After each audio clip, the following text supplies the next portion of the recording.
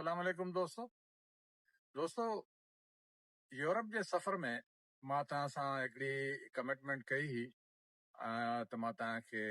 Europe जो सैर पाण सां गॾु कराईंदुसि, जंहिंजो मक़सदु इहो हो त मां तस्वीरी शकिल में या वीडियो जी शकिल में हर उहा शइ जिथे जिथे मां वेंदुसि उहा तव्हांखे बि ॾेखारींदुसि। दोस्तनि फरमाइशूं कयूं हुयूं, दोस्तनि जेको आहे ज़ोर रखियो त वञो था त पोइ असांजे लाइ जेको आहे तव्हां शेयर कंदा वञिजो त जीअं असां ईंदड़ सफ़र पंहिंजो उन मुताबिक़ जेको आहे जोड़े सघूं। ऐं मुंहिंजी दुआ आहे सभई दोस्त जेके दिलि में इहा तमन्ना रखनि था त दुनिया ॾिसूं त उहे ज़रूरु सफ़र कनि। ऐं हिकिड़ी आम डायलॉग तव्हां ॿुधो हूंदो असांजे टिकटॉक और ऐं ॿिया वीडियोस ते रखंदा आहिनि त कुझु पैसे बचा के निकल जाओ। त हाणे ॻाल्हि उहा हक़ीक़त आहे त पैसा तव्हां सां गॾु न हलंदा, पर पैसनि सां तव्हां दुनिया सां गॾु हली सघो था। अॼु असां लाती जे हिन ढंढ ते मौजूदु आहियूं ऐं हीअ ढंढ उहा ढंढ आहे, तव्हां ॾिसो हिन जो जेका त हदे निगाह पाणी पाणी आहे ऐं चारो तरफ़ पाणी नज़र अचे थो ऐं हिन पाणी जी शिफ़ाफ़ियत हिन मां अंदाज़ो लॻायो त ॾिसो त हिन में जेको आहे असां वटि ॿिया थींदा आहिनि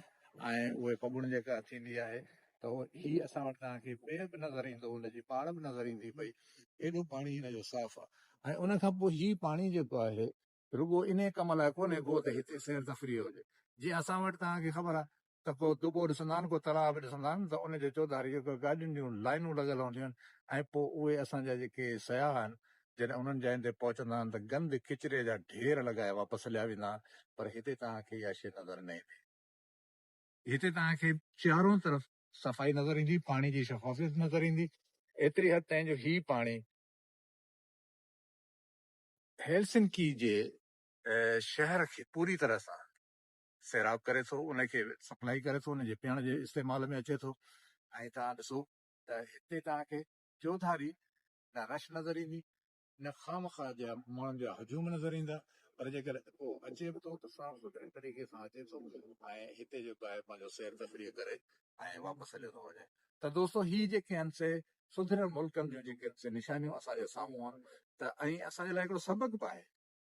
त जेकॾहिं असां थोरी कोशिशि कयूं ऐं पंहिंजे मुल्क जे पंहिंजे उन्हनि शयुनि जी हिफ़ाज़त कयूं जिथे असां वञूं था सैर सफ़र करण जे लाइ वञूं था उते गंद किचिरे जा ढेर लॻाए मोटी था अचो,